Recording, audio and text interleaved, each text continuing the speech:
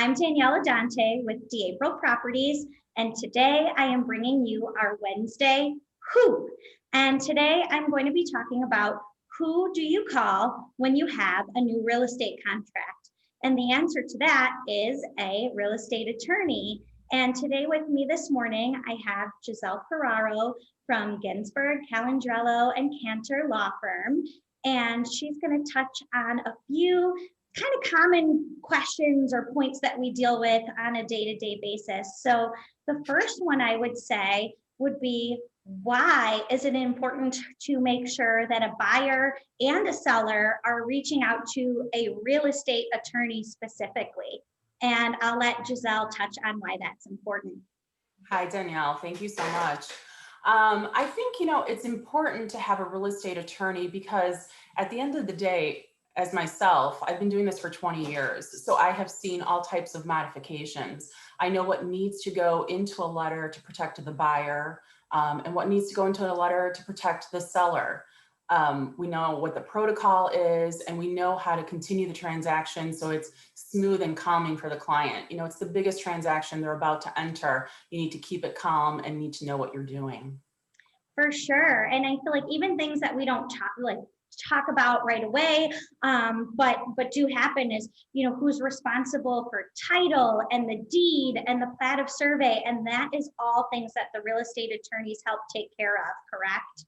Correct. Yes. As a seller's attorney, you're going to go ahead and prepare all those documents for the seller to sign. And if you do it all the time, you know exactly which documents you're going to use for the particular transaction. For sure. And we are on timelines. So can you touch base too on, the standard timeline that we have to start responding to each other within after we have a contract? So once the seller signs the contract, that creates the acceptance date. And that's kind of the measure in which a lot of things the timeline begins for a lot of things in the contract. Usually it's 5 business days from the date of acceptance that you have to have your inspection done and have any attorney modifications done. So it's really important to calendar that date. Absolutely. And we always try to keep our buyers and sellers on track so that neither one are in breach of contract. Breach of contract means that you're not meeting the terms of the contract, and then either party could have ability to cancel that. So we always want to protect you as a buyer, protect you as a seller, and help things continue to move forward for you.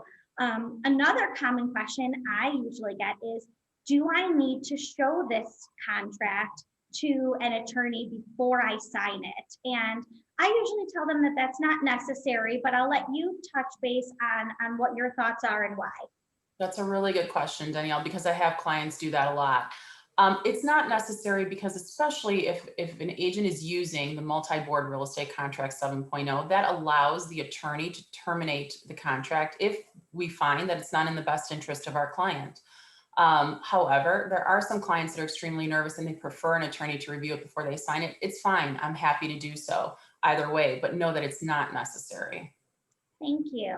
And I have one more item that I'll touch base on, which would be, and this is common, and I address this usually at my first meeting that I discuss the process with buyers, but what happens if we go to final walkthrough on the day of closing and we find an issue? We find, oh my gosh, the furnace went out, or oh my gosh, the basement is flooded and we find a foot of water.